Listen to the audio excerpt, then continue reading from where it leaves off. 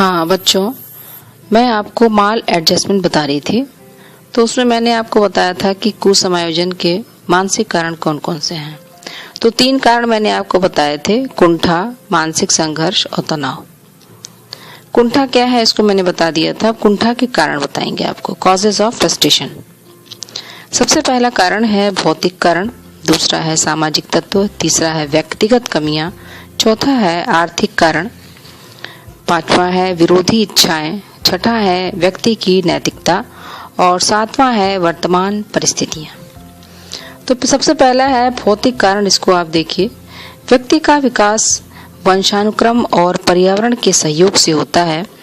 पर्यावरण में पाए जाने वाले भौतिक तत्व व्यक्ति की आवश्यकता पूर्ति में सहायक भी होते हैं और अकाल, बाढ़, भूचाल, युद्ध, महामारी आदि व्यक्ति की आवश्यकताएं एवं लक्ष्य की पूर्ति में बाधक सिद्ध होते हैं, जो कि इस समय आप देख ही रहे होंगे, कोरोना का काल चल रहा है।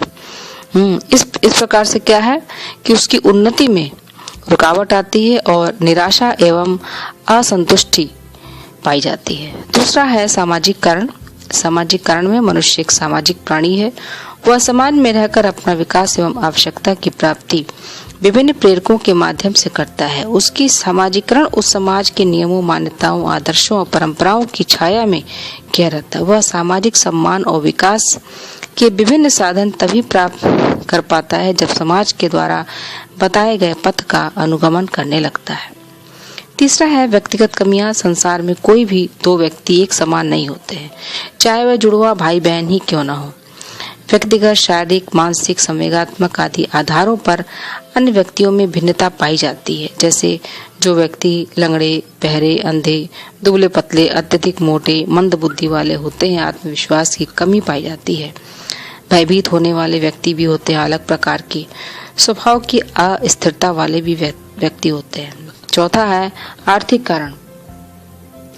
आर्थिक कारण भी इसी प्रकार से है, ज्यादा बताने की जरूरत तो है नहीं। आर्थिक कारण तो आप लोग स्वयं ही समझ जाएंगे। विरोधी इच्छाएं मेन है, जिसमें कि संसार का महान से महानतम व्यक्ति अपनी इच्छाओं का शिकार हुआ है। जब व्यक्ति एक ही समय में विरोधी आवश्यकताओं की पूर्ति करना चाहता है तो उसमें किसी एक को त्यागना पड़ता है और किसी एक को उसको स्वीकार करना पड़ता है। इसमें जो है विरोधी इच्छाएं होती हैं और इस प्रकार से उसका जो कुंठा का कारण बनती है। अब है व्यक्ति की नैतिकता और सातवां है वर्तमान परिस्थिति। वर्तमान परिस्थिति में उदाहरण के तौर पर जैसे एक छात्र कक्षा में प्रथम आना चाहता है लेकिन उसके पास अच्छी पुस्तकें नहीं है, अतः वह अपने उद्देश्य में सफल नहीं हो पाता है और निराशा उत्पन्न होती है। ठीक है बच्चों, इसके बाद मैं आगे आपको बताऊंगी।